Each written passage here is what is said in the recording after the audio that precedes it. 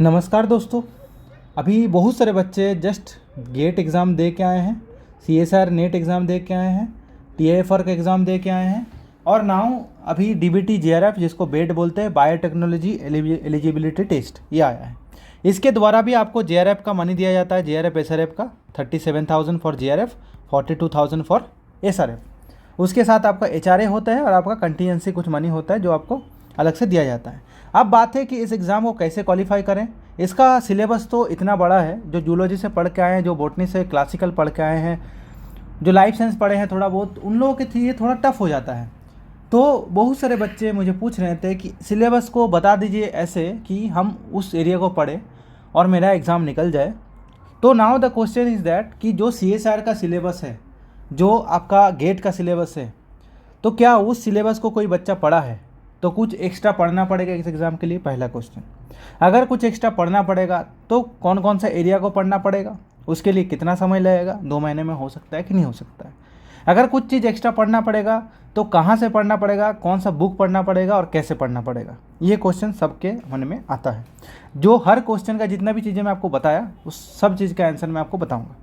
कैसे आपको इफेक्टिवली इस एग्ज़ाम को निकाल सकते हैं बिना कुछ एक्स्ट्रा पढ़े। अगर पढ़ना भी चाहते हैं तो कहाँ से पढ़ सकते हैं ये भी बताऊंगा, ठीक है। क्या ये जिस आप अभी एग्ज़ाम का फॉर्म निकला है और एग्ज़ाम सामने है, तो 1 महीने में क्या ये सिलेबस कवर हो सकता है? तो डेफिनेटली हो सकता है। पहले क्वेश्चन पैटर्न को समझूंगा, फिर सिलेबस में क्या क्या चीज़ पढ़ना है और कैसे पढ़ना है ये बताऊंगा। आई होप ये वीडियो आपके लिए बहुत इफेक्टिव रहेगा। जितना आप स्कोर करते थे, ये वीडियो देखने के बाद डेफिनेटली आपका स्कोर बढ़ जाएगा, ठीक है। तो पहले पैटर्न को समझते हैं, फिर कट ऑफ के बारे में थोड़ा डिस्कशन करूंगा, फिर मैं सिलेबस के बारे में बताऊंगा, उसके बाद बताऊंगा स्ट्रैटेजी कैसे करना चाहिए कि आपका एग्जाम निकल जाएगा। वीडियो थोड़ा बड़ा होगा बट ये वीडियो देखने के बाद आपका बहुत सारी चीज़ें ईजी हो जाएगा। I am Sanjay Das, I have YouTube channel study with Sanjay Das. मैं DBT भी क्वालिफाई किया हूँ, मैं CSIR भी क्वालिफाई किया हूँ और जितना भी एंट्रेंस एग्जाम है, most of the entrance exam first attempt में क्लियर किया हूँ। मैं 2 बार नहीं दिया हूँ कोई भी एग्जाम। 2 बार CSIR दिया था क्योंकि कोविड आ गया था तो टाइम एक्सटेंडेड हो गया था। 2 बार मैं CSIR निकाला था। अब मैं बताऊंगा कि क्या क्या पढ़ना चाहिए, कैसे पढ़ना चाहिए। पूरा ज़्यादा पढ़ के जाइएगा तो एग्ज़ाम निकालना डिफिकल्ट हो जाएगा।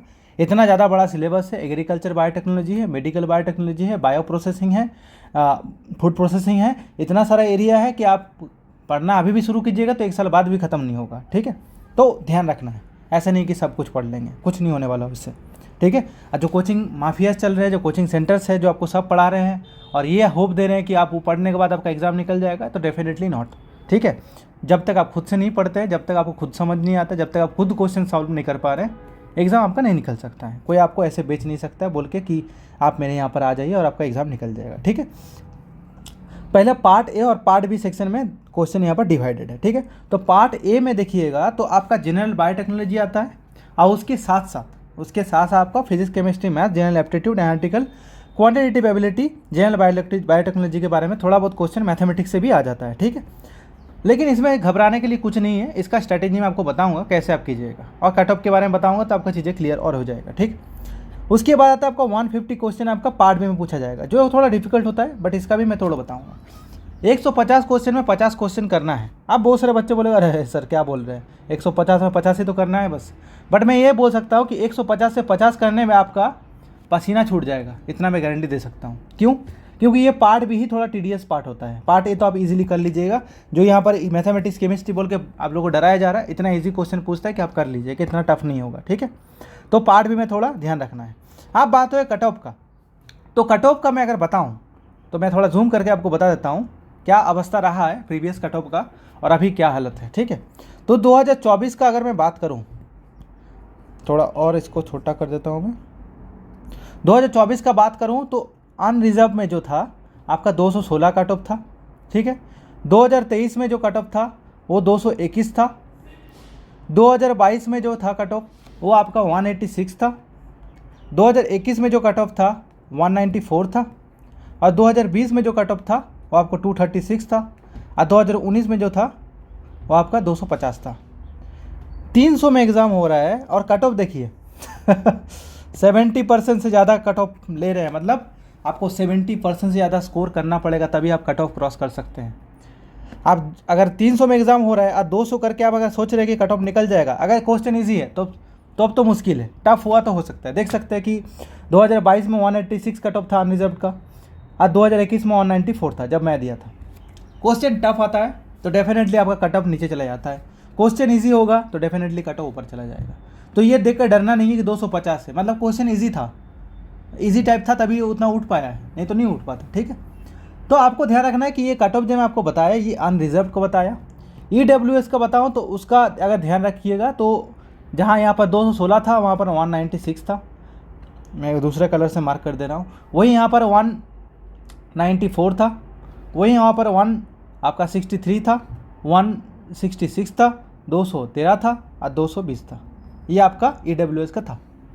OBC का इससे भी कम कर दीजिए, थोड़ा और कम हो जाएगा OBC का। OBC का 190, 187, 160, उसके बाद 160, 210, 215। ठीक है, तो ये आपका कट ऑफ का चेहरा रहा है।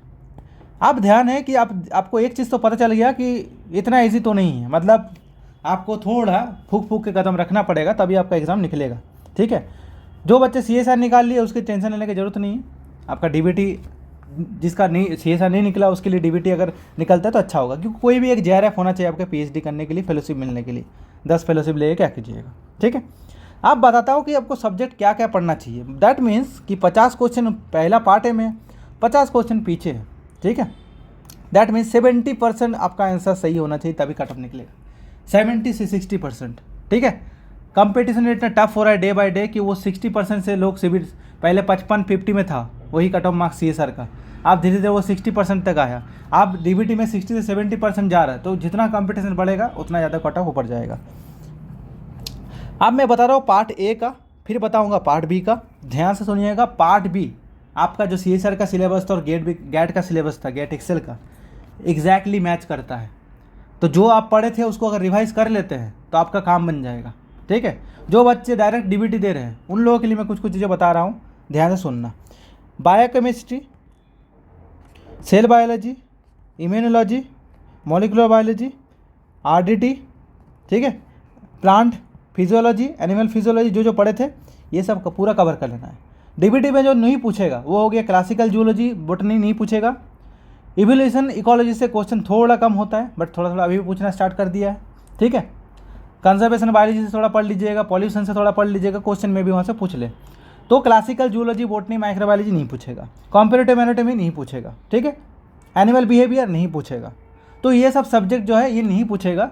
पेलियोंटोलॉजी नहीं पूछेगा, जो पूछेगा वो modern biology, RDT, animal biotechnology, plant biotechnology. तो बायोकेमिस्ट्री तो पूरा चार्ट जाना है, छोड़ना ही नहीं है। रामाचंद्रन प्लॉट वाला ये वाला एरिया छोड़ना ही नहीं है, कोई भी एग्जाम के लिए ये वाला एरिया कभी नहीं छोड़ना है, ये फेवरेट होता है सबका। ठीक है, एग्जामिनर का ये वाला पार्ट छोड़ना नहीं है, सबसे फेवरेट होता है। थर्मोडायनेमिक्स से कुछ कुछ कैलकुलेशन देगा, फॉर्मूला पता होगा तो करके आ जाएगा, बढ़िया नंबर मिल जाएगा आपको।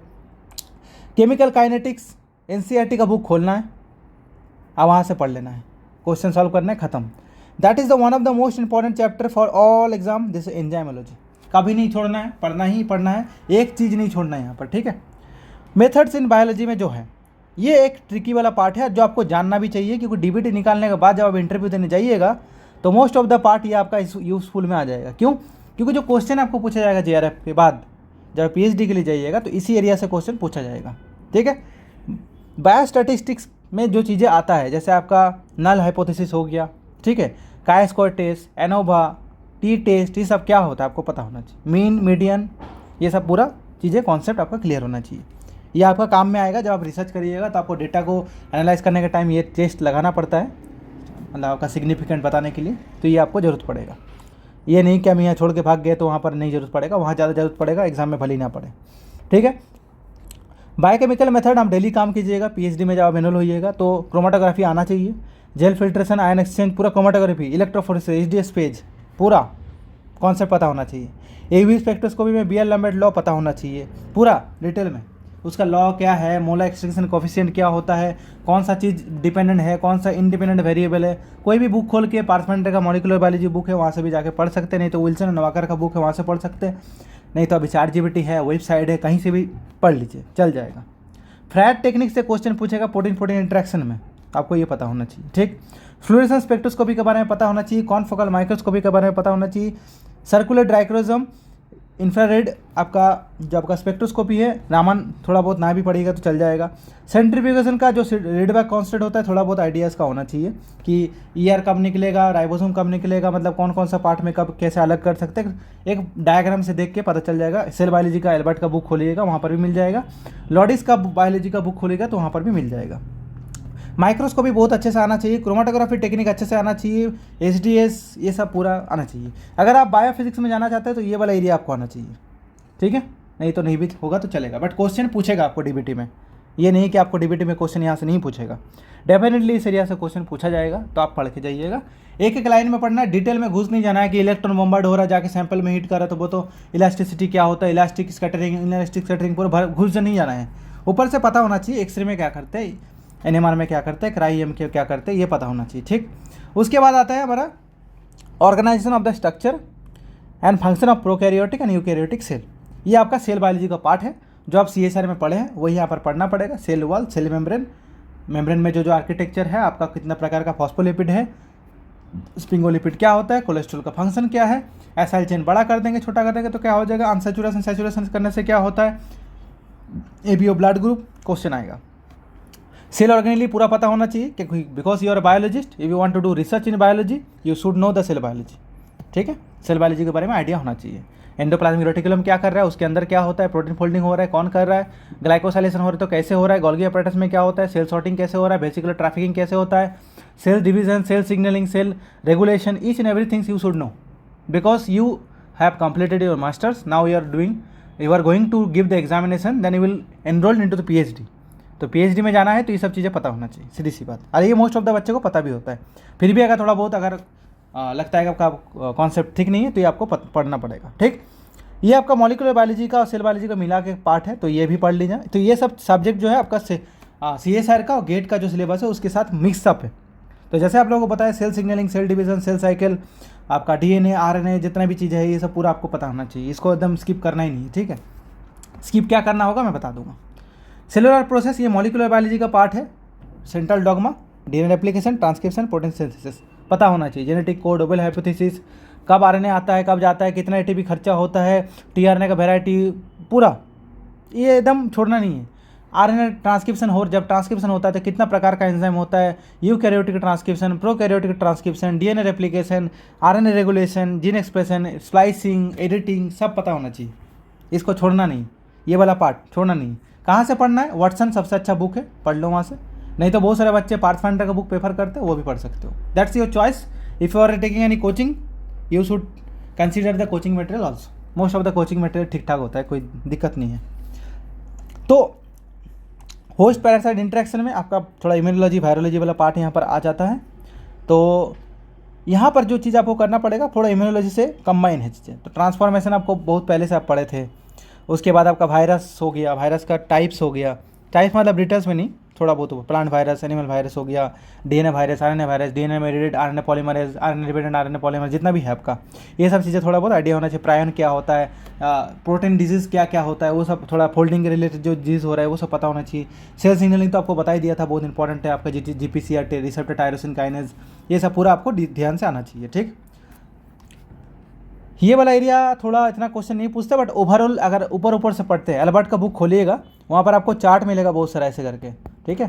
तो सेल जंक्शन क्या होता है, कैडरिन क्या होता है, गैप जंक्शन, टाइट जंक्शन, सब ईच एंड एवरीथिंग है मेंशन, ऊपर ऊपर से पढ़ लेना है, ज़्यादा ध्यान रखना रहा है।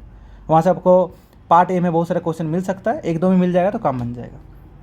ये आपका इम्यूनोलॉजी का पार्ट है। और यहाँ पर सबसे इंपॉर्टेंट जो पार्ट है ये आपका हो गया antibody, antigen, structure, types of antibody, hyper sensitivity कहाँ है वो भी मिलेगा, ये hyper sensitivity, complement system important है, एमएससी मॉलिक्यूल बहुत इंपॉर्टेंट है, मोनोक्लोनल एंटीबॉडी कैसे बनता है इंपॉर्टेंट है, क्वेश्चन आएगा। आप मोनोक्लोनल एंटीबॉडी मतलब हाइब्रिडोमा टेक्नोलॉजी जो आता है वहाँ से question, innate immunity, adaptive immunity, types पता होना चाहिए थोड़ा बहुत, वैक्सीन का टाइप्स पता होना चाहिए थोड़ा बहुत। और एक चार्ट बना लीजिएगा जो मैं अपने नोट्स वाले ग्रुप है, मैं डिस्क्रिप्शन में भी दे दूँगा, वहाँ पर मैं दे के रखा हूँ। ग्रुप में ज्वाइन करते ही पूछना नहीं कि कहाँ नोट्स है, डिस्क्रिप्शन में जाइए, वहाँ पर लिंक मैं अटैच करके रखा हूँ, तो वहाँ से आपको मिल जाएगा, ठीक है। डाउनलोड कर लेना है, डिजीज़ का पैथोजन का नाम और क्या क्या डिजीज़ कॉज कर रहा है इसका एक लिस्ट बना के रखा हूँ, वो ले लीजिएगा, ठीक है। तो मैं डिस्क्रिप्शन में दे दूँगा। उसके बाद रिकॉम्बिनेंट डीएनए टेक्नोलॉजी, ये भी आपको पूरा पढ़ लेना है। कैसे पढ़ना है ये भी बता देता हूँ। मॉलिक्यूलर क्लोनिंग पूरा आना चाहिए, डाइजेशन, लाइगेशन, वेक्टर क्या होता है, इंसर्ट क्या होता है, पीसीआर कैसे हो रहा है, पॉलीमर चेन रिएक्शन के बाद कैसे हो रहा है, वेक्टर्स क्या होता है, वेक्टर का टाइप्स क्या होता है, वेक्टर क्यों इस्तेमाल करते हैं, किस तरह काम में किस तरह का वेक्टर इस्तेमाल करते हैं। ब्राउन, टी ए ब्राउन का बुक है, टी ए ब्राउन का बुक है, वो जाके पढ़ लेना है। अगर पढ़ के रखे तो वहाँ से रिवाइज़ कीजिए। अगर लग रहा है बुक से नहीं पढ़ पाऊँगा, बहुत टफ है, तो कोई भी आप मॉलिक्यूलर बायोलॉजी का, नहीं तो जो एल्बर्ट का बुक है उसके लास्ट चैप्टर में आपको ये सब मिल जाएगा, आरडीटी का पार्ट, ठीक है। तो वहाँ से भी इजी पॉइंट में वहाँ पढ़ सकते हैं। नहीं तो आपका बीडी सिंह का एक बुक है, बीडी सिंह का बुक है, मैं डिस्क्रिप्शन में दे दूँगा, बीडी सिंह, ठीक है, बायोटेक्नोलॉजी का बुक है, उसको भी प्रेफर कर सकते हैं, अच्छा है वो।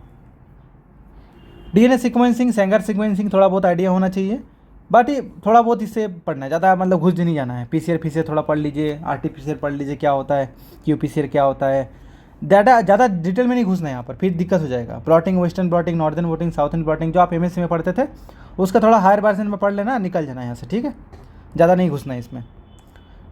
जेनेटिक्स का बात करूँ तो जेनेटिक्स में क्वेश्चन इतना ज़्यादा घुमा फिरा के नहीं आएगा, सीधी क्वेश्चन आता है। म्यूटेशन वाला पार्ट कवर कर लीजिएगा, म्यूटेशन से क्वेश्चन आएगा, Mendelian, Hardy Weinberg equation, sex link inheritance, ये वाला एरिया इंपॉर्टेंट है। Allele, multiple allele, pseudo allele concept, सीधी बात बोलूँ, ये लिंकेज मैप, आपको ये सब एरिया थोड़ा ऊपर से पता होना चाहिए, नॉट वेरी डीप में घुस के एकदम नहीं, थोड़ा बहुत डायग्राम देख के, जैसे यहाँ पर देखिए लिखा है induce, lethal, conditional, reversal, mutations, तो एमएस टेस्ट है वो, उसके बारे में थोड़ा पढ़ लीजिए, ठीक है, थोड़ा बहुत, ज़्यादा डिटेल में नहीं घुसना। ये छोड़ भी दीजिएगा तो कोई दिक्कत नहीं, ये भी छोड़ दीजिएगा कोई दिक्कत नहीं, चल जाएगा। बायोलॉजिकल स्पेसिस कॉन्सेप्ट होता है, आपको पता है, वो आपको थोड़ा देख लेना है। यहाँ पर जो है कि genomics and proteomics, genomic proteomics में भी इतना ज़्यादा ध्यान से एकदम घुस के पढ़ने की जरूरत नहीं, इतना ज़्यादा क्वेश्चन नहीं आएगा, ठीक है। हो सकता है 1-2 क्वेश्चन आ जाए, जो ऊपर का पार्ट बोला वहाँ से बहुत सारे क्वेश्चन आपको मिल जाएगा, बाकी मोस्ट ऑफ द पार्ट आपने वहाँ पर पढ़ के रखे हैं। यहाँ पर लिखा है जीनोमिक्स एंड प्रोटियोमिक्स, ये कुछ पार्ट यहाँ पर जैसे दिया है, multiple alignment, pairwise alignment, that is the part of the bioinformatics, right. ये मैं अलग से आपको बायोइन्फॉर्मेटिक्स का एक वीडियो बना दूंगा फॉर द डीबीटी बेट, तो आप मेरे यूट्यूब चैनल के साथ जुड़े रहिए, तो आपको कोई दिक्कत नहीं होगा। मैं बहुत सारा पार्ट बायोइन्फॉर्मेटिक्स का अलग से वीडियो बना दूंगा, बायोकेमिस्ट्री का अलग से वीडियो बना दूंगा, आपका प्रिपरेशन करवा दूंगा, जो हार्ड वाला पार्ट है तो आपको चिंता करने की जरूरत नहीं पड़ेगा, ठीक है। तो यहाँ पर इतना ज़्यादा डिटेल में घुसने का जरूरत नहीं पड़ेगा। ऊपर से कोई चीज़ अगर अननोन लग रहा है तो उसका बस एक बार जाके ChatGPT नहीं तो गूगल में सर्च कर लीजिए। पीसीआर पहले था, डीएनए फिंगरप्रिंट ऊपर था, ये टूल्स ही है और कुछ नहीं। उसके अलावा नाम पता, जैसे यहाँ पर बैक लाइब्रेरीज के बारे में बोला है, इसके बारे में थोड़ा पढ़ लीजिए। शॉर्टगन सीक्वेंसिंग क्या होता है थोड़ा बहुत पता होना चाहिए आपको, आइडिया, जस्ट आइडिया। यहाँ पर 16 RNA सीक्वेंसिंग क्या होता है, तो बैक्टीरिया का ये कंजर्व रीजन होता है, तो इसके थ्रू सीक्वेंसिंग करते हैं, तो बहुत सारे टैग्स एंटीबॉडी इस्तेमाल किया जाता है, तो थोड़ा बहुत आइडिया होगा तो चल जाएगा। पूरा डिटेल में नहीं घुसना है, पहले ही बता दिया। जो डिटेल में घुसना है वो पहले वाले रीजन में घुसना है, जो मैंने आपको बताया था, cell biology, molecular biology, immunology, थोड़ा वहाँ पर डिटेल में जाइए, टूल टेक्निक में डिटेल में जाइए। यहाँ पर डिटेल में इतना जाने की जरूरत नहीं पड़ेगा, क्योंकि आप इतना डिटेल में जाके आपको रिटर्न ऑन इन्वेस्टमेंट जो है ना आपका बहुत कम है, तो ये नहीं कि पूरा पढ़ना शुरू कर दें। ये वाला एरिया जो है आपका IPR मतलब इंटेलेक्चुअल प्रॉपर्टी राइट हो गया, बायोसेफ्टी, बायोएथिक्स, ये हम लोगों को मतलब बायोटेक्नोलॉजी में जनरली पढ़ाया जाता है। 1 by 1 टर्मिनोलॉजी पता होना चाहिए बस, ये WTA क्या होता है, गेट क्या होता है, थोड़ा बहुत आइडिया होना चाहिए कि आपका वर्ल्ड ट्रेड ऑर्गेनाइजेशन क्या होता है, उसके बाद क्या क्या IPs का रूल आया था, थोड़ा बहुत अगर जेनेटिकली मॉडिफाइड ऑर्गेनिज्म, ट्रेडमार्क क्या होता है, कॉपीराइट क्या होता है, एक लाइन में पढ़ना है। एक ही दिन ChatGPT या गूगल लेके बैठना है, सीधा सर्च करना है what is trademark, what is copyright, what is related rights, industrial design क्या होता है, ठीक है, जियोग्राफिकल इंडिकेशन मतलब क्या है, ये सब आपको पढ़ाएगा। आप बायोटेक से अगर है तो आपको पता होगा, लेकिन कोई जो बच्चे जूलॉजी से है, बोटनी से है, माइक्रोबायोलॉजी से, थोड़ा बहुत दिक्कत होता है क्योंकि ये सब पढ़ाया इतना जाता नहीं है डिटेल्स में, ठीक है। तो आप इसको थोड़ा बहुत ऊपर से देखना है, पूरा डिटेल में नहीं घुसना है, पहले ही बता दिया, नहीं तो फंस जाइएगा, ठीक है। तो इसको ऊपर से पढ़ना है एकदम, कि ऐसा नहीं कि पूरा एकदम पता ना हो, थोड़ा बहुत आइडिया हो तो काम बन जाएगा। उसके बाद नीचे आता है ये सब बायोएथिक्स का पार्ट, थोड़ा देख लीजिएगा ऊपर से, बायोएथिक्स क्या होता है। उतना क्वेश्चन नहीं आएगा, आएगा अभी तो छोड़ भी दीजिएगा, तो इतना इशू नहीं होगा। मेन पार्ट जो आपको दिखाया था वहाँ से क्वेश्चन पूछेगा, ठीक है। अब मैं आता हूँ आपका पार्ट भी, जो बहुत ज़्यादा टफेस्ट लगता है बच्चे लोगों को, बट ये मैं इजी करके आपको बताऊँगा। कैसे इजी करके बताऊँगा, जैसे plant biology, physiology, molecular biology, seed technology बोला है। यहाँ पर अगर ध्यान से इस सिलेबस को देखिएगा तो आपको एक चीज़ नोटिस हो जाएगा, दैट इज़, भले ये बोल दिया है प्लांट बायोलॉजी, ये प्लांट फिजियोलॉजी है, बढ़िया से देखिएगा तो प्लांट बायोटेक भी बोल सकते हैं बहुत सारे बच्चे। तो यहाँ पर देखिए फ्लोएंट ट्रांसपोर्ट, ये तो प्लांट फिजियोलॉजी का था। जो बच्चे CSIR नेट में या जो बच्चे बोटनी लिए हैं उसको पता है this is a part of the plant physiology, ठीक है। ये देखिए यहाँ पर nif genes, nitrogen fixation, C3C4 photosynthesis, ठीक है। सीड जर्मिनेशन, आपका फिजियोलॉजी आ गया, प्लांट फिजियोलॉजी, ठीक है। सेकेंडरी मेटाबोलाइट होगा, लाइट कंट्रोल होगा, आपका जो फाइटोक्रोम साइटोक्रोम, देखो यहाँ पर। तो that is the part of the plant hormone, plant secondary metabolite, solute transport, ये सब चीज़ें पूरा प्लांट फिजियोलॉजी का पार्ट है। इसको एकदम नहीं छोड़ना है, पढ़ के जाना है, ठीक है। यहाँ तक तो पढ़ के जाना है पूरा। TDNA से क्वेश्चन आता है CSR में भी, तो आप लोग पढ़े होंगे मोस्ट प्रॉब्ली। तो ये पार्ट को नहीं छोड़ना है, इसको करके जाना है। जो बच्चे एनिमल से है और प्लांट से, दोनों भी, ये दोनों पार्ट को नहीं छोड़ना है। बहुत ईजी है। फोटोसिंथेसिस बच्चे से आकर पढ़ने, जो भी यहाँ पर क्वेश्चन पूछा जाएगा छोटे लेवल में पूछा जाएगा, ऐसा डिटेल में नहीं होगा। CSR में आपका पार्ट सी में कितना डिटेल में पूछ रहा है, इतना डिटेल में पार्ट बी में नहीं पूछेगा। तो ये पार्ट को पढ़ के जाना है, ये पार्ट को भी नहीं छोड़ना है, ये पार्ट को भी पढ़ना है। कैसे पढ़ना है मैं बताता हूँ। टोटिपोटेंसी क्या होता है आपको पता है, स्टेम सेल्स का कॉन्सेप्ट, ये थोड़ा बहुत देखना पड़ेगा। उसके अलावा माइक्रो प्रोपागेशन थोड़ा बहुत क्वेश्चन आएगा, इतना ज़्यादा घुस के नहीं आएगा। उसके बाद सेकेंडरी मेटाबोलाइट्स थोड़ा बहुत क्वेश्चन आता है, आपको प्लांट फिजियोलॉजी में पढ़िएगा तो वहाँ पर भी काम बन जाएगा, ठीक। उसके बाद सोमाटिक हाइब्रिड हो गया थोड़ा बहुत, इलेक्ट्रोफोरेसिन ट्रांसफॉर्मेशन, ये आपका बोल सकते हैं DNA सेगमेंट को सेल्स के अंदर डालने के लिए एक टेक्निक होता है, हम लोग पढ़े होंगे। या पार्टिकल बॉम्बार्डमेंट हो गया। TI plasmid based transformation, plant में इस्तेमाल करते हैं एगारोबैक्टीरियम मीडिएटेड जीन ट्रांसफर। एक ही कॉन्सेप्ट को बड़ा बड़ा लाइन करके लिख दिया है और कुछ नहीं, चीज़ें सेम है। एक चीज़ को इतना बड़ा करके लिखा गया है, बट आपको इतना बड़ा देखना नहीं है। ये आपको पता होना चाहिए कि ये प्लांट फिजियोलॉजी का पार्ट है, ठीक है। यहाँ पर टिश्यू कल्चर बोला है, ठीक है। टिश्यू कल्चर मतलब प्लांट फिजियोलॉजी का भी पार्ट यहाँ पर आ जाता है। प्रोमोटर क्या होता है आप लोगों को पता है, कोई भी जीन जब ट्रांसक्रिप्शन होता है तो उसके लिए प्रोमोटर चाहिए, वो अलग से लिख दिया है, जो लिखने का जरूरत नहीं था।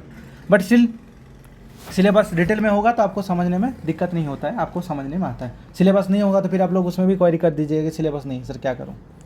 सिलेक्टेबल मार्कर, ये सब इतना छोटा छोटा चीज़ है, मतलब वेक्टर के अंदर एक मार्कर होता है कैनामाइसिन एम्पिसिलिन का, उस जीन के आगे एक मोमोटर होता है, उसी को लिख दिया गया और कुछ नहीं। तो इसको इतना डिटेल में पढ़ने का जरूरत नहीं। BD सिंह का बुक खोलना है, BD सिंह का बुक खोलना है, 2 महीना हो 1 महीना हो सफिशियंट है। BD सिंह का बुक खोलना है, TA ब्राउन का बुक खोलना है, और एक बुक हो जाएगा आपका पार्थफाइंडर का, इधर मॉलिक्यूलर बायोलॉजी का बुक खोलिए, नहीं तो विल्सन एंड वाकर का ऊपर से पढ़ना है, डिटेल में नहीं तो ChatGPT जिंदाबाद, ठीक है। लाइन को पकड़ना है और वहाँ पे चिपका देना है, ठीक है। ये दोनों पार्ट जो देख रहे हैं, यहाँ से लेके ये वाला पार्ट से लेके अगर शुरू कीजिएगा तो ये वाला पार्ट तक प्लांट का ही पार्ट है। प्लांट एनिमल मिला के थोड़ा बहुत पार्ट है, मतलब ये हो जाएगा। It's not very big things.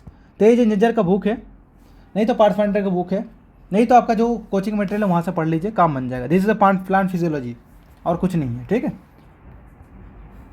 अभी मार्केट में बायो इकोनॉमी करने का बात किया जा रहा है, उसलिए एक पॉलिसी लाया गया बायो E3। जरूर पढ़ लीजिएगा क्योंकि क्वेश्चन हो सकते हैं, ऐसा पूछ ले DBT का एग्जाम है, ठीक है। तो ये सब क्वेश्चन आ सकता है, ध्यान से पढ़ के जाना है। बायो E3 पॉलिसी के बारे में क्वेश्चन आ सकता है। बायो कंजर्वेशन, बायोडाइवर्सिटी क्वेश्चन आ सकता है। पॉल्यूशन के ऊपर क्वेश्चन आ सकता है। जो अप्लाइड पार्ट है उसके ऊपर पढ़ के जरूर जाइएगा, क्वेश्चन आ सकता है, ठीक है। ये वाला जो पार्ट दिया गया है QTL मैपिंग से कभी कभी क्वेश्चन में देखा हूँ आता है। ब्रीडिंग के ऊपर क्वेश्चन आ जाता है, ब्रीडिंग के ऊपर क्वेश्चन आएगा। PCR तो बार बार आ रहा है, PCR का तो पढ़ना ही है। PCR के जितना भी टाइप्स है वो पढ़ लीजिएगा, आपको लैब में जाके करना पड़ेगा, आप बच ही नहीं सकते। जाम पेसल थोड़ा बहुत देख लीजिए क्या होता है, क्वेश्चन आता है थोड़ा बहुत, ठीक है। उसके अलावा आपको ध्यान से इतना देखने की जरूरत नहीं। एबायोटिक स्ट्रेस, तो स्ट्रेस बायोलॉजी के ऊपर क्वेश्चन आता है, ये भी प्लांट फिजियोलॉजी का ही पार्ट है। तो जितना चीज़ें मैं आपको बता रहा हूँ that is a plant physiology area, ठीक है। और ये जो बायोडाइवर्सिटी वाला एरिया है, यहाँ से आपका मतलब आपका ये चॉइस है कि आप करना चाहते हैं कि आप नहीं करना चाहते हैं। अगर नहीं करना चाहते फिर भी चल जाएगा, करना चाहते फिर भी चल जाएगा। अब आते हैं एनिमल बायोटेक वाले। बहुत सारे जूलॉजी बच्चे बोल रहे सर बाबू अभी जान छूटा, अभी तो प्लांट ही बोल रहे थे इतना देर से। देखो मैं तुम लोगों को अब एनिमल बायोटेक्नोलॉजी का पार्ट बता रहा हूँ। एनिमल बायोटेक्नोलॉजी का पार्ट पढ़ने से पहले आपका पूरा एनिमल फिजियोलॉजी आपको अच्छे से पता होना चाहिए। क्यों होना चाहिए मैं बता रहा हूँ, क्योंकि जितना भी कॉन्सेप्ट ही आएगा सब एनिमल फिजियोलॉजी का पार्ट है। Role of enzyme, metabolic regulation, पहले जो बायोकेमिस्ट्री में पढ़े थे वही रिपीट यहाँ पर हो गया। तो मोस्ट ऑफ द सिलेबस ये रिपीट है, जो पार्ट ए में लिखा हुआ है वही पार्ट बी में लिखा हुआ है, तो डरने का एकदम जरूरत नहीं है, सेम मोरलेस सेम है, ठीक है। तो बायोकेमिस्ट्री, एनिमल फिजियोलॉजी थोड़ा बहुत ही आप पहले से पढ़े हैं। एनिमल फिजियोलॉजी अगर पढ़ के रखें, बायोकेमिस्ट्री पढ़ के रखें, तो ये वाला पार्ट तो ऐसे कंप्लीट हो जाएगा, ठीक है। हिस्टोलॉजी एम्ब्रायोलॉजी में कुछ नहीं है। ये आप अगर डेवलपमेंट जो CSR वाले बच्चे हैं जो डेवलपमेंट बायोलॉजी पढ़े थे वही पार्ट यहाँ पर पूछ लिया गया है, ठीक है। थोड़ा टेक्नोलॉजी पार्ट ऐड करने से लगता है कोई फैंसी चीज़ है, ऐसा कुछ नहीं है, ठीक है। जो आप डेवलपमेंट बायोलॉजी में पढ़े हैं वही चीज़ यहाँ पर घुमा के थोड़ा, वही बात है ना कि बेटर में थोड़ा पेस्ट मार के एकदम बढ़िया से बोले के कुछ इटालियन नाम दे के आपको पड़ोस देना होता है ना, ऐसे है। तो चीज़ें एक है, घुमा के बोला गया और कुछ नहीं। ये आपका जो आप अगर जूलॉजी बैकग्राउंड से तो आपको पता होगा कि होस्ट पैरासाइट इंट्रैक्शन हम लोग पढ़े हैं वहाँ पर, बट वही इतना फैंसी वे में यहाँ पर लिखा गया है कि आपको लग रहा है कि क्या पूछ लिए, तो ऐसा कुछ नहीं है। जब आप क्वेश्चन देखिएगा तो आपको पता चल जाएगा। जितने बच्चे हैं PYQ सॉल्व करना स्टार्ट कर दो, मेरे अगर सजेशन मानोगे आपको बहुत हेल्प करेगा, ठीक है। वायरोलॉजी जो पहले पार्ट में बोला था वायरोलॉजी पढ़ लेना, इम्यूनोलॉजी पढ़ लेना, वही चीज़ यहाँ पर लिख दिया घुमा फिरा के फिर से, ठीक है। कोविड आपको पता होगा कि जूनोटिक डिजीज़ था, कोई बोल रहा कि बैट से था, बैट से ट्रांसफ़र करके यहाँ पर आया है, तो जूनोटिक डिजीज़ के ऊपर क्वेश्चन पूछ सकता है। जो आपका इकोनॉमिक एनिमल्स होते हैं, इकोनॉमिक जूलॉजी आप पढ़े होंगे, तो लाइफ स्टॉक हो गया, पोल्ट्री हो गया, दबा के चिकन खा रहे KFC में, क्वेश्चन यहाँ आ सकता है, तो आप देख लीजिएगा तो ध्यान से। इम्यूनोलॉजी जो आगे बोला था वही चीज़ यहाँ पर घुमा के दे दिया। ये एक तरह का माइस होता है जो एक्सपेरिमेंट में इस्तेमाल करते हैं लोग, न्यूड माइस, SCID माउस, सेम चीज़ है, मतलब कुछ अलग नहीं है, इम्यूनोलॉजी का पार्ट है ये, ठीक है। ये सेल बायोलॉजी वायरोलॉजी का पार्ट मिक्स करके दे दिया। जो पार्ट ए में बोला गया यही रिपीटेशन पार्ट बी में फैंसी हो के बटर लगा के ऊपर से थोड़ा नमक मिर्ची डाल के आपको परोसा गया है, चीज़ें सेम है, ठीक है। यहाँ पर एनिमल जेनेटिक्स में देखिएगा तो जेनेटिक्स का एनिमल फिजियोलॉजी का मिक्सचर है और कुछ नहीं है। ये वाला पार्ट हो सकता है बहुत सारे बच्चों के लिए थोड़ा नया हो, तो आपके ऊपर है, अगर आप करना चाहते हो तो करिएगा, नहीं करना है तो छोड़ दीजिएगा। इसका भी आपके ऊपर है, करना है तो करिएगा, नहीं तो छोड़ दीजिएगा। रिसर्च और मेथोडोलॉजी जो पार्ट है ये थोड़ा आपको देख के जाना है। BD सिंह का बुक है, जैसे मैंने बताया था, वहाँ से देख लीजिएगा, नहीं तो ChatGPT, नहीं तो गूगल बाबा है हम लोग के पास। एक एक टर्मिनोलॉजी डिटेल में नहीं घुसना है, धीरे धीरे पढ़ के ख़त्म कर देना है। 2 महीना सफिशियंट है, एक एक यूनिट को पकड़िए डेली, ख़त्म कर दीजिए। पहले से आप बहुत सारी चीज़ पढ़ के रखें, गेट का एग्ज़ाम दिए, आप CSR नेट का एग्ज़ाम दिए, आपको पॉलिटी आता है, ठीक है।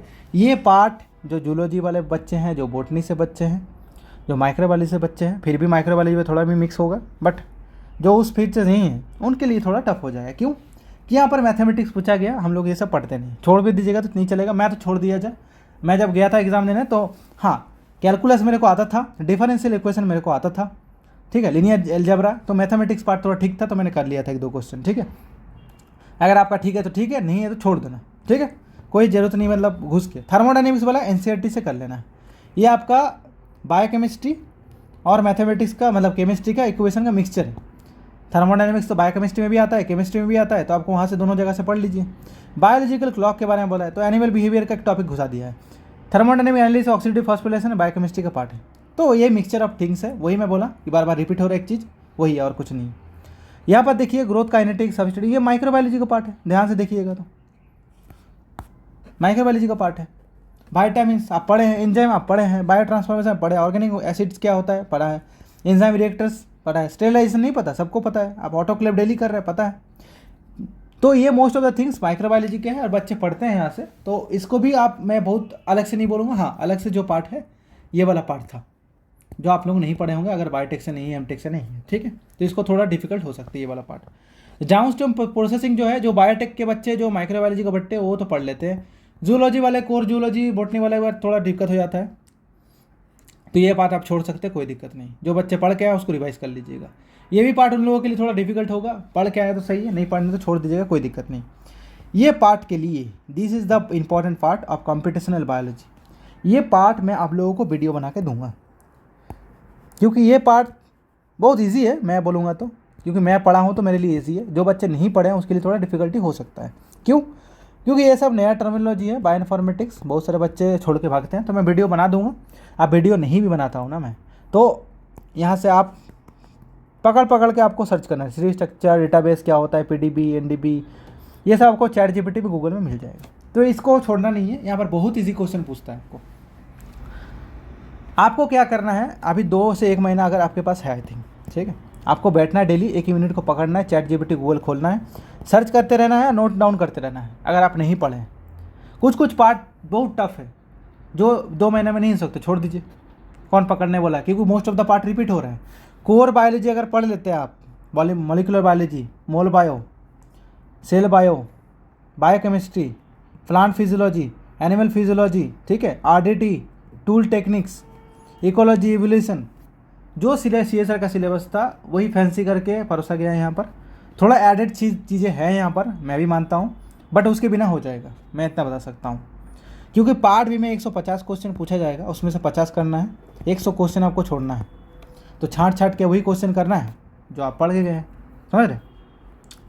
तो ये वाला पार्ट थोड़ा पढ़ना पड़ेगा मेरे अनुसार लगता है, क्योंकि यहाँ से क्वेश्चन बहुत ईजी आएगा और आप लोग इसको पढ़ना अभी से स्टार्ट कर दीजिए, मैं तो यही कहूँगा, इसको छोड़ना नहीं है, ठीक है। एनवायरमेंटल बायोटेक्नोलॉजी, जो बच्चे मतलब जूलॉजी से है थोड़ा बहुत पढ़े होंगे, ये आपके ऊपर है। इकोलॉजी, इवोल्यूशन जो मैं बोला था वही चीज़ यहाँ पर, ये पूरा इकोलॉजी का कॉन्सेप्ट है, ठीक है। ये भी इकोलॉजी का कॉन्सेप्ट है, आप अगर जूलॉजी पढ़े हो तो आपको पता होगा, ठीक है। ये सब इकोलॉजी का थोड़ा हायर वर्जन है, बट ये इकोलॉजी का पोर्शन है, मैं ऐसा मानता हूँ। ये जो वेस्ट वाटर ट्रीटमेंट है ये थोड़ा एक्स्ट्रा ही माइक्रोबायोलॉजी का पार्ट है, जो जूलॉजी के बच्चे नहीं पढ़ते, बॉटनी के बच्चे नहीं पढ़ते, ठीक है। आपके ऊपर है, पढ़ना है तो पढ़ना है, नहीं तो छोड़ दीजिएगा। ये वाला पार्ट भी घुमा फिरा कर पूछा गया है। तो ये सब पार्ट आप अगर आपको लग रहा है कर पाऊँगा तो करिए, नहीं तो छोड़ दीजिए, ठीक है। जो बच्चे इस फील्ड से बिलोंग करते हैं, स्पेसिफिकली माइक्रोबायो से, प्लांट बायोटेक का कोई भी फील्ड से हो, जो बच्चे बायोटेक के फील्ड से है, माइक्रोबायोलॉजी के फील्ड से है, वो ये पार्ट को कवर करना है। जो बच्चे जूलॉजी से है, बॉटनी से कभी पढ़ा नहीं, तो इकोलॉजी इवोल्यूशन वाला एरिया पहले कवर कर ले, छाँट के जो हो पा रहा है। नहीं तो अगर सिलेबस मत देखो, इकोलॉजी इवोल्यूशन डायरेक्ट पढ़ लो जाके, वहाँ पर पॉल्यूशन वाला चैप्टर भी वहाँ पर होगा। मेरान बायोटेक एकदम नया है फॉर बायोटेक स्टूडेंट्स। अगर वो ये पार्ट नहीं कवर किया वहाँ पर, अगर कर लिया तो बढ़िया बात है। जो जूलॉजी का बच्चे हैं उसको मैं बोलूँगा ये वाला पार्ट पढ़ लेना। देखो मेराइन बायोटेक में ही फैंसी करके क्लासिकल जूलॉजी घुसा के रखा है, ठीक है। ध्यान से अगर देखोगे क्या लिखा है, वर्टिब्रेट्स, मोलस्का, क्रस्टेशियन, देखने का नज़रिया है भाई, ध्यान से देखोगे तो पता चल जाएगा। ये वाला थोड़ा नया चीज़ है, बाकी बायोटेक के लिए नहीं है, बायोटेक वाले तो पढ़ लेंगे यहाँ से भी, लेकिन सिलेबस पूरा कवर करने की जरूरत नहीं पड़ेगा। कोर फील्ड को पढ़ लीजिए पहले, PYQs को करिए और क्वेश्चन को छाटिए, देखिए। ये वाला पार्ट नया हो सकता है, मोस्ट ऑफ द बच्चे के लिए छोड़ सकते हैं, ठीक है। ये वाला पार्ट जो क्वेश्चन है ये छोड़ने की जरूरत नहीं पड़ेगा, क्योंकि ये आप लोग पहले से पढ़े हैं। फाज, लैम्डा, फाज, एस्टेरिया कोलाई, ये सब आपका जो बैक्टीरिया है ये आपका मॉडल ऑर्गेनिज्म है, और आप पहले भी पढ़े अभी भी पढ़ रहे हैं। और एक क्लासिकल जूलॉजी में जो फंगीज, वायरस, ये सब है, जो 5 किंगडम आप पढ़े थे NCERT में, वही चीज़ यहाँ पर घुमा के दिया गया है, ठीक है। उसके बाद यहाँ पर ये थोड़ा दिक्कत है, जो माइक्रोबायोलॉजी से पढ़ के आए, जो बायोटेक पढ़ के आए वही पढ़ के आए, जूलॉजी बॉटनी वाले बच्चे ये छोड़ सकते हैं, कोई दिक्कत नहीं। हाँ बोलेगे सर इतना सारा सब्जेक्ट अगर छोड़ देंगे तो पढ़ के क्या जाएंगे, तो भाई चीज़ें रिपीटेड है। देखो ये ध्यान से देखो, टॉक्सिन्स, माइक्रोबायोलॉजी बच्चे टॉक्सिन पढ़े होंगे, एंटीबायोटिक्स पढ़े होंगे, ठीक है, एंजाइम भी पढ़े होंगे, तो मोस्ट ऑफ द पार्ट यहाँ कवर हो गया। उसके ऊपर ये बोला माइक्रोब का बायोटेक्नोलॉजिकल इंपॉर्टेंस बताओ। भाई माइक्रोब्स के बारे में जो बच्चे पढ़ते हैं तो प्लास्टिक डिग्रेडिंग बाई माइक्रोब्स का नाम पता नहीं होगा, पता होगा, तो वो इंडस्ट्रियल एप्लीकेशन हो रहा है, तो वही तुमको यहाँ पर मेराइन बायोटेक में घुसा दिया है, चीज़ें सेम है, ठीक है। उसके बाद ये वाला पार्ट जो सीवीड, ये थोड़ा नया पार्ट है, जूलॉजी बच्चे हो सकते नहीं पढ़ा होगा, ये वाला पार्ट नया है तो छोड़ सकते हैं। अगर बॉटनी या जूलॉजी वाले जो है, माइक्रो और बायोटेक वाले बच्चे इसको पकड़ सकते हैं। तो ये वाला कुछ पार्ट है, ये वाला एरिया, ये माइक्रोबायोलॉजी वाले बच्चे थोड़ा बहुत देख लेना। मिक्सचर ऑफ टॉपिक है एक्चुअली, ये नहीं कि स्ट्रेट फॉरवर्ड दे दिया ना, मिक्सचर ऑफ टॉपिक है। मैनिपुलेशन के लिए क्या किया दिया है, यह बार देखो, प्रोबायोटिक्स का थोड़ा बहुत, बायो फर्टिलाइजेशन क्या होता है ना, अगर करना चाह रहे तो करिए, नहीं तो छोड़ दीजिए सीवनीट को, जो बच्चे जूलॉजी से है, कोर जूलॉजी से, ठीक है। अगर नहीं है तो एक बुक सजेस्ट करूँगा, अभी 2 महीना है, BD सिंह बायोटेक का बुक है, डिस्क्रिप्शन में लिंक दे दूंगा, इस ब्लिक मोर लिखा होगा एक जगह वीडियो के डिस्क्रिप्शन में, वहाँ क्लिक कीजिएगा, BD सिंह लिख के मैं रख दूंगा, उस बुक में क्लिक करना है, डाउनलोड मंगवा लेना है, बुक को पढ़ लेना है, अगर चाहते हैं इस सब पार्ट को मैं कवर कर दूँ। BOD COD इकोलॉजी का पार्ट है, क्वेश्चन वहाँ से आता था, पहले भी आता था, अभी भी आता है, नाम अलग कर दिया, कुछ topic same to same repeat हो रहा है जूलॉजी का सिलेबस से। मेडिकल बायोटेक तो पूरा रिपीटेड है, क्यों, ये पार्ट एक्चुअली इम्यूनोलॉजी का है, ये 2 पार्ट, ये जो पार्ट दिख रहा है दिस इज इम्यूनोलॉजी, पहले पार्ट ई में भी बोला गया है और ये पार्ट बी में भी घुसा दिया मेडिकल बायोटेक्नोलॉजी बोल के, ठीक है। यहाँ पर कुछ टेक्निक यहाँ पर लिखा हुआ है, इम्यूनोलॉजी का टेक्निक है, देखो सब इम्यूनोलॉजी का चीज़ें घुसा दिया है, बोला कि मेडिकल बायोटेक्नोलॉजी है, क्या क्या, जैसे कुछ कुछ इम्यून सेल्स इम्यूनोलॉजी का पार्ट है, इम्यूनोफ्लोरेसेंस माइक्रोस्कोपी सेल बायोलॉजी का पार्ट है, ठीक है। स्टेरिंग टेक्निक सेल बायोलॉजी का काम है, फिक्स कैसे करना है। Flow cytometry cell biology instrumentation हो गया। उसके बाद cell cytotoxicity, lymphocyte, apoptosis, cytokine expression cell biology का पार्ट है और इम्यूनोलॉजी का पार्ट है। तो घुमा फिरा के इधर उधर करके टेक्निक दिया गया है, ठीक है, कि कैसे बनाना है। ये टूल टेक्निक्स का एरिया है, टूल टेक्निक्स और टेक्निक बायोलॉजी सेल बायोलॉजी का पार्ट मिक्सचर है। तो ये आपका ऊपर है, पढ़ना है नहीं पढ़ना है। ये जो पार्ट है, ये जो जितना तरह का मॉलिक्यूलर बायोलॉजी में पढ़ते हैं डिजीज़ के बारे में, डाउन सिंड्रोम हो गया, उसके बाद आपका जितना भी आपका जीन म्यूटेशन होने के कारण डिजीज़ होता है, जैसे फिनाइलकोटोरिया हो गया, ये बायोकेमिस्ट्री का पार्ट है, आप लोग पढ़े होंगे वहाँ पर, ठीक है। और क्रोमोसोम एबरेशन के कारण बहुत सारे डिजीज़ हो जाता है, तो वो भी यही पार्ट में आ जाता है। पेडिग्री आपका जेनेटिक्स का पार्ट है। इसीलिए क्या होता है, जब एग्जाम में बैठते हैं तो मोस्ट ऑफ द चीज़ें आपको कॉमन मिलता है, राइट।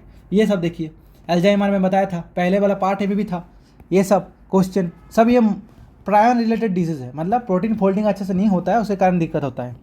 तो वो पार्ट ए में भी दिया है और ये पार्ट बी में लिख दिया है। थैलेसेमिया, हीमोफिलियस, ये सब नहीं पढ़े, सब पढ़े हैं। ये हीमोग्लोबिन, सिकल सेल एनीमिया पढ़ा हुआ है ऑलरेडी, बस नाम अलग दिया। क्या नाम दिया गया? Genetics of neurogenetic disorders. But आप लोग ये सब पढ़ के रखे हैं, आपको दिक्कत नहीं होगा, ऐसा ही नहीं, ठीक है। तो ये सब कुछ कुछ पार्ट जो है रिपीटेड है, मैं बार बार बोल के मैं आपको मतलब नहीं इरिटेट करना चाहता हूँ। कुछ कुछ पार्ट नया है, उसको छोड़ सकते हैं। जो पार्ट नया नहीं है, जो लोग सकते हैं, हो जाएगा। डायबिटीज़ मेलिटस, डायबिटीज़ इंडिपिडस आप लोग पढ़े हैं ऑलरेडी, क्वेश्चन आता है आप कर दीजिएगा, वो कोई बड़ी बात नहीं है।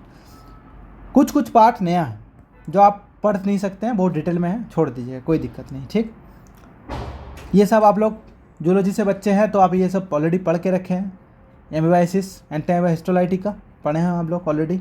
निमाटोड्स के बारे में, अब एस्केरिस लुम्ब्रिकॉइडिस क्वेश्चन पढ़े। उचेरिया ब्रांकोप्टी पढ़ा हुआ है, ट्रिमाटोड्स में हो गया। उसके बाद आपका toxic, E coli, diarrhoea, cholera, तो बेसिलरी, आपका हेपेटाइटिस, ये सब आपका इम्यूनोलॉजी का पार्ट, एजोलॉजी का पार्ट, ठीक है। ये आप लोग पहले से पढ़ के रखे जूलॉजी के बच्चे। बायोटेक बच्चे तो सब कुछ पढ़ के रखे हैं, तो बायोटेक में डिटेल में कुछ पढ़ने की जरूरत नहीं। CSR का सिलेबस कवर कर लो, गेट का थोड़ा बहुत पढ़े हो, दोनों का अगर पढ़ लिया तो उसको रिवाइज कर लो, और BD सिंह का बुक को थोड़ा देख लो इस सिलेबस के लिए। क्योंकि क्या होता है कि क्वेश्चन जो है वो इजी तो आएगा, बहुत सारा क्वेश्चन, लेकिन कट ऑफ को पार करना एक TDS जॉब है। कट ऑफ के सामने जाकर अटक जाओगे, ऐसा एग्ज़ाम है ये, ठीक है। तो थोड़ा ध्यान रखना है। आपका यहाँ पर बायोटेक के नाम पे ही सब क्लासिकल जूलॉजी भर के रखा है पूरा। जैसे मैं बता रहा हूँ यहाँ पर सेक्सुअली ट्रांसमिटेड डिजीज़ NCERT में भी था जब आप 12 में पढ़े थे। आप जब बैचलर्स पढ़ रहे थे तो वहाँ पर इम्यूनोलॉजी और पैरासिटोलॉजी बोल के चैप्टर होता है जूलॉजी में, और बायोटेक में तो आपका होता ही है। Simplex virus, herpes simplex virus, HIV, AIDS सब वहाँ पर ऑलरेडी है। माइक्रोप्लाज्मा आपका हो, गोनोरिया हो गया, STDs है, ये ऑलरेडी हम लोग पढ़ते हैं जूलॉजी में। अब बायोटेक वाले भी बच्चे पढ़ते हैं, तो घुमा फिरा के सेम चीज़ें, नाम अलग है बस, ठीक है। वही इम्यूनोलॉजी का पार्ट और वायरोलॉजी का पार्ट रिपीट हुआ है पर हुआ है। ये सेम टेक्निक का बात रिपीट हुआ है मोरलेस। ये आपका इम्यूनोलॉजी का पार्ट रिपीट हुआ फिर से। ये आपका प्रोटियोमिक्स जो आपको पहले बोला था वही चीज़ यहाँ पर रिपीट हुआ। जीन थेरापी आपका RDT का पार्ट है जो रिपीट हुआ, पहले भी बोला गया था। सेलुलर थेरेपी ये एक बार ऑलरेडी पहले बोला गया था एनिमल बायोटेक में, तो ये चीज़ यहाँ पर रिपीट हो गया। रिकॉम्बिनेंट थेरापी, हाँ यहाँ पर थोड़ा आपको देखना पड़ेगा इंसुलिन के बारे में। आपका एरिथ्रोपोएटिन जो होता है आपका RBC प्रोडक्शन कराता है, थोड़ा बहुत आपको यहाँ पर देखना पड़ेगा। इम्यूनोथेरेपी का बात करूँ तो हाँ, मोनोक्लोनल एंटीबॉडी मैंने आपको पहले बोल दिया था कि हाँ हाइब्रिडोमा टेक्नोलॉजी से पढ़ना पड़ेगा। साइटोकाइन ये पहले ही है, ये फिर से रिपीट है। तो ये जितना भी मोस्ट ऑफ द पार्ट यहाँ पर मेडिकल बायोटेक में देख रहे हैं वो रिपीटेड है, पहले भी बोला गया है, यहाँ पर भी लिखा हुआ है, ठीक है। उसके बाद नीचे आते हैं gene silencing, molecular and human genetics, बहुत बड़ा करके वही चीज़ लिखा गया जो आप लोग वहाँ पर पढ़े थे। मतलब पहले पार्ट ए में और पार्ट बी में जब आप सिलेबस हमें डिस्कशन कर रहा था तो सेल बायोलॉजी के बारे में बताया था मैंने आपको, मॉलिक्यूलर बायोलॉजी के बारे में बताया था मैंने आपको, जेनेटिक्स के बारे में बताया था, cell cycle, cell regulation, cell signalling, वही सेम चीज़ यहाँ पर एग्जैक्टली कॉपी पेस्ट किया हुआ है, ठीक है। तो इसमें भी अलग से कुछ पढ़ने का मुझे नहीं लगता जरूर। देखो हार्डीमैन equation, DNA based formality, geographical आपका जो एपिडेमियोलॉजी हो गया, उसके बाद common genetic disorders, molecular biology का क्रोमोसोमल वेरिएशन होता है, इसका पूरा लिस्ट बना के रखा हूँ मैं, बच्चे लोगों को दे दिया हूँ। क्लाइनफेटर, टर्नर, पटाओ, ये सब देखो फिनोल्कोट्रिया फिर से रिपीट हो गया, तो मोस्ट ऑफ द पार्ट तो रिपीट हो रहा है। ये भी आपका रिपीट हुआ, सेम चीज़ है। ये आपका पूरा एनिमल फिजियोलॉजी का पार्ट है, ये भी रिपीट हुआ। न्यूरोबायोलॉजी है, action potential, neurotransmitters, type of cells, same चीज़ रिपीट हो रहा है। कुछ कुछ चीज़ें एक्स्ट्रा है, जैसे कुछ कुछ आपका बिहेवियरल थिंग्स, कॉर्टेक्स के बारे में, आपका जो स्पेसिफिक ब्रेन एरियाज है उसके बारे में यहाँ पर थोड़ा डिटेल में लिखा गया है, जो आपको इतना डिटेल में पढ़ने का जरूरत नहीं पड़ेगा, क्वेश्चन उतना डिटेल्स में नहीं आएगा। आपको एक्शन पोटेंशियल, आपका जो न्यूरो डिजेनरेटिव डिजीज़ है ये आपको पढ़ लेना है, नर्व सेल्स के बारे में पढ़ना है, न्यूरॉन्स के बारे में अच्छे से पढ़ लेना है, न्यूरो ट्रांसमीटर्स पढ़ लेना है, ठीक है। ये सब के बारे में आपका स्टिमुलेशन, जो आपका जितना भी सेंसेशन ऑर्गन है, परसेप्शन कैसे हो रहा है, पेन, ये सब थोड़ा आइडिया होना चाहिए। मोटर सिस्टम है, मास्कुलर सिस्टम के बारे में थोड़ा पढ़ना पड़ेगा, न्यूरोमास्कुलर जंक्शंस क्या होता है, आपका मोटर नर्व्स क्या होता है, ये सब थोड़ा बहुत होना चाहिए। क्रेनियल नर्व्स आइडिया थोड़ा बहुत, एनिमल फिजियोलॉजी का ही पार्ट है घुमा फिरा के, ठीक। ये वाला पार्ट भी इधर ही हो जाएगा, उसका अलग से कुछ पढ़ने की जरूरत नहीं पड़ेगा। बायोलॉजी का रिदम पढ़ लीजिएगा, और ये थोड़ा आपको देखना पड़ेगा अलग से, ठीक है। कॉग्निटिव बिहेवियर, ये वाला देखो, ये सब पढ़ तो लोगे बट याद करके जा पाओगे, that is the important part. तो आपको कुछ कुछ पार्ट छोड़ के जाना पड़ेगा, ऐसे नहीं कि सब पकड़ के जाऊँ, ऐसे नहीं हो सकता, ठीक है। ये वाला पार्ट थोड़ा छोड़ के जाना पड़ेगा। एनिमल फिजियोलॉजी पूरा पढ़ के नहीं जाना है, क्लिनिकल साइंस के लिए एग्जाम नहीं देना है, थोड़ा बहुत देख के, जैसे यहाँ पर हंटिंगटन डिजीज़, पार्किंसन डिजीज़, ये सब पढ़ना है, ठीक है। अल्जाइमर क्वेश्चन आ जाता है। फार्मास्यूटिकल बायोटेक्नोलॉजी बच्चे लोगों के लिए सबसे डेंजरस सब्जेक्ट होता है। फार्मा वाले छोड़ सकते हैं, जो बायोकेमिस्ट्री उधर उधर पढ़े थे। अगर आपका फार्मा बैकग्राउंड है, अगर आप बायोटेक से है, अगर आपका ये सब्जेक्ट पढ़ के रखे तो इसको रिवाइज कीजिए। ड्यूलॉजी वाले, बॉटनी वाले हाथ लगाने जाओगे तो दिक्कत हो जाएगा, क्योंकि जो ये नहीं पढ़े हो वो पढ़ने मत जाना। जिसका पहले से पढ़ा हुआ है वही इस टॉपिक को छूना, नहीं तो इसको अलग से छूने का ज़रूरत नहीं है। आगे जो बोला था वहाँ से पढ़ के हो जाएगा, इसको पढ़ने की ज़रूरत नहीं पड़ेगा। तो सिलेबस इतना डिटेल में पढ़ने की ज़रूरत नहीं, जो आगे टॉपिक बताया था वो पढ़ने से सफिशिएंट है। और आप लोगों को कट ऑफ के बारे में पहले ही बता दिया था। देखो, कट ऑफ के बारे में पहले बता, 216, 21, मतलब आपको 200 के ऊपर आसपास रहना ही पड़ेगा, ठीक है। मतलब क्या है कि 60% आपको स्कोर करना ही है। 60 तो मैं कम बोल रहा हूँ, उससे ज़्यादा करना पड़ेगा। 200 के आसपास करना पड़ेगा, 60% से ज़्यादा आपको स्कोर करना पड़ेगा, 62, 65 के आसपास करना ही है। वही कट ऑफ रहा है आसपास, अगर अनरिजर्व से बिलोंग करते तो। AWS करते तो 5 नंबर 10 नंबर काट दीजिए, ठीक है। 10 नंबर 12-15 नंबर काट दीजिए, अच्छा खासा नंबर काटना पड़ेगा। और EWS से और 5, 10, 7 नंबर और काट लीजिए तो आपका OBC का निकल जाएगा, ठीक है। तो सब बच्चे तो अनरिजर्व में आते नहीं, और सब बच्चे आपका होता भी नहीं। तो डिपेंड करता है आप किस कैटेगरी से बिलोंग करते हैं, आपको उसके अनुसार आपको सोचना पड़ेगा। अगर आप जनरल कैटेगरी से है तो आपको थोड़ा ज़्यादा स्कोर करने का सोचना है, और जो OBC है उसके अपने अनुसार देखना है, और बाकी लोग अपने अनुसार देख लीजिएगा। बट मेरा कहने का मतलब कैटेगरी नहीं था, मेरा कहने का मतलब ये है कि आपको अपना स्ट्रेंथ, अपना वीकनेस के अनुसार आपका सिलेबस कितना पढ़े हैं उसके अनुसार आपको स्ट्रैटेजी डिज़ाइन करना है, और आपको देखना है कि कितना पढ़ूंगा कि मेरा कट ऑफ जो है वो 65% के आसपास में आ जाऊँ, जितना एग्ज़ाम हो रहा है। 200 नंबर तो उठाना ही है। तो आप जब एग्ज़ाम देते हैं, घर में जब क्वेश्चन प्रैक्टिस करते हैं, PYQ सभी तो करना शुरू कर दीजिए, एनालाइज कीजिए, सब्जेक्ट को चूज़ कर लीजिए कौन कौन सा एक्स्ट्रा पढ़ना है। तो BD सिंह का बुक मैंने आपको डिस्क्रिप्शन में दे दूंगा, वहाँ से आप जाके खरीद लीजिएगा। BD सिंह का बुक बहुत इंपॉर्टेंट है, वहाँ से क्वेश्चन आएगा, बहुत सारी चीज़ें पढ़ लीजिएगा। कुछ टॉपिक जैसे एनिमल बायोटेक, प्लांट बायोटेक हो गया, प्रोसेसिंग का पार्ट हो गया, वो आपका ये बुक से करना पड़ेगा। तो एक्स्ट्रा थोड़ा बहुत पढ़ना पड़ेगा, वो आप BD सिंह से पढ़ लीजिएगा। बाकी पार्ट जो पाथफाइंडर से पढ़ लीजिए, नहीं तो आपका जो बुक बना एल्बर्ट अवलॉडिस, ये सब अगर आपके पास समय है, नहीं है तो जहाँ से पढ़े वहाँ से पढ़ लीजिएगा। CSR का और गेट का अगर सिलेबस करके रखें, उससे एक्स्ट्रा ऐड जो करना है, बायोटेक वाला पार्ट ऐड करना है, और ऐड करने के बाद आपको प्रिपरेशन करना है। याद रखना है कि 200 स्कोर करना ही है, उसके नीचे नहीं जाना चाहिए, ठीक है, ध्यान रखना है। और क्वेश्चन बहुत ईजी होता है DBT का, तो आप अगर सोच रहे करके आ जाओ गलत, क्यों? क्योंकि कट ऑफ हाई होता है, 200 के ऊपर ही कट ऑफ जाता है हर टाइम, 216, 220, 230, तो एकदम 10 नंबर, 15 नंबर, 20 नंबर में आगे में जाकर रुक जाइएगा। ऐसे होता है मोस्ट ऑफ द बच्चे के साथ। तो आपको ये भी ध्यान रखना है, ठीक है, कि आपको थोड़ा बहुत BD सिंह से पढ़ना पड़ेगा, और थोड़ा बहुत आपको थोड़ा स्ट्रैटेजिकली जाना पड़ेगा। उसके लिए PYQs रिवीजन जो CSR का पढ़े हैं प्लस एक्स्ट्रा BD सिंह से जो पढ़ना है वो थोड़ा रिवीजन कीजिए। बायो इन्फो वाला पार्ट में वीडियो बनाऊंगा, अगर आप चाहते हैं तो कमेंट में लिख दीजिए, मैं बनाना अभी से स्टार्ट कर दूंगा। उसके बाद बायोकेमिस्ट्री के साथ साथ आपको बायो इन्फॉर्मेटिक्स के साथ साथ कुछ कुछ एक्स्ट्रा पार्ट में और पढ़ाते रहूँगा बेट के लिए। तो मेरे चैनल के साथ जुड़े रहिए, मैं पूरा डिटेल में चीज़ें बताऊँगा। बाकी इतना देर तक वीडियो देखने के लिए प्रेम पूर्वक आदरपूर्वक तहे दिल से आपका बहुत बहुत धन्यवाद।